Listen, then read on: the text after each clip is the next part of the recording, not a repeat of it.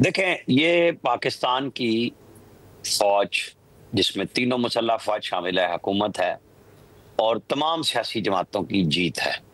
जब हम सब एक हुए और फौजों ने लड़ाई शुरू की तो इंडिया भागम भाग पहुंचा है अमेरिका के पास। वो नहीं फोर्सी कर सके। हम तो बार बार बता रहे थे अपनी एयर पावर की कि हम क्या कुछ करेंगे इनके साथ, मुस्तकिल बता रहे थे। लेकिन जब हमने यहाँ से बैठे हुए उनके 70% ग्रिड स्टेशन जीरो कर दिए, जब हमने उनका जो डिफेंस का सिस्टम था $1.5 अरब का, वो उड़ा दिया, तो आप अंदाजा कर लें कि उनके साथ हो क्या रही थी। हम कल सुबह बार बार कह रहे थे कि हमारे शहजादे जो है ना ड्रोन, दिल्ली में भी सैर कर रहे हैं और गुजरात में भी सैर कर रहे हैं। हाँ। वहां यहाँ पे तो हम मार रहे थे ना, उनको पकड़ने वाला कोई नहीं था, उनको समझ ही कोई नहीं आ रही थी और हमारे पास रियल टाइम इंफॉर्मेशन आ रही थी उनकी। हम बार सर बार उसको बता रहे मॉर्निंग थे वॉक कि कह ये लें ड्रोन्स की।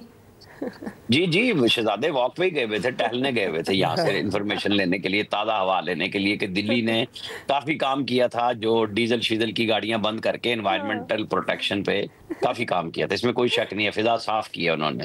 तो हमने उस फ़िज़ा की उस सफाई का फ़ायदा उठाया और वहाँ से हर चीज़ कैच कर ली कि कौन कहाँ पे है, जिस जिस जगह से हम गुज़रे।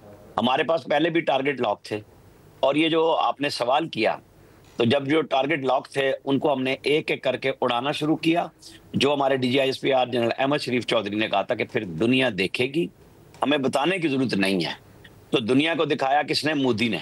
क्योंकि वो जो इंडोर मीटिंग हुई, वो सर पकड़ के बैठे थे, बाल नोच रहे थे कि हमारे साथ हो क्या रहा है, क्योंकि कम्युनिकेशन लेवल ही खत्म हो चुका हुआ था। फील्ड पोस्टों से उनका राब्ता नहीं था, एयर पोस्टों से उनका राब्ता नहीं था, पायलट्स उनके घबरा रहे थे। वो तो उससे 1 दिन पहले भी वो अपनी सारे के सारे जहाज पीछे ले गए थे। लेकिन ज़ाहिर है वो हमसे दुगनी एयर फ़ोर्स मौजूद थी और हमारे पायलट्स वहाँ गए हैं। कमाल उन्होंने बहादुरी की है और फिर जो जज़्बा दिखाया है, जो चीज़ें उड़ी हैं, तो फिर डोनाल्ड ट्रंप के पास वो भागम भाग गए। हमारे आर्मी चीफ से उनके वज़ीर ख़ारिजा ने बात की, प्राइम मिनिस्टर से वो पहले बात कर चुके थे, इसहाक डार साहब से भी बात की।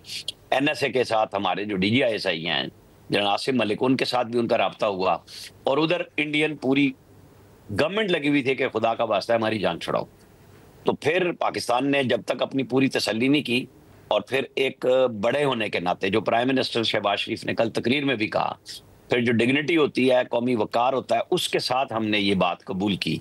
और उस जो ट्वीट उन्होंने किया था तकरीर से भी पहले, उसमें भी उन्होंने वाज़ेह किया कि हमसे बात की गई। ये नहीं कि हमने तासुर दिया कि ये बराबरी की सतह पे हुआ या हम कोई भागे थे। हम तो बस हमने कहा था हम चल पड़े हैं। और वो मैं सुबह से कल कह रहा था कि अभी तो हमने सिर्फ चीनी माल खोला था। डॉक्टर हाँ। कदीर मरूम का माल तो खुला ही नहीं था। अभी तो गौरी शौरी आए ही नहीं थे। हाँ। वो बड़े लॉन्ग रेंज मौजूद थे हमारे पास। अभी तो हमने स्विफ्ट रिटार्ड किया उनके साथ और उनके साथ हार्ड किलिंग हुई। उनको समझ नहीं आई है। ये था डोनाल्ड ट्रंप का आना। लेकिन आप बात ध्यान में रख लें, 1 साल से हमारी कोई एंगेजमेंट नहीं थी अमेरिका के साथ, बिल्कुल।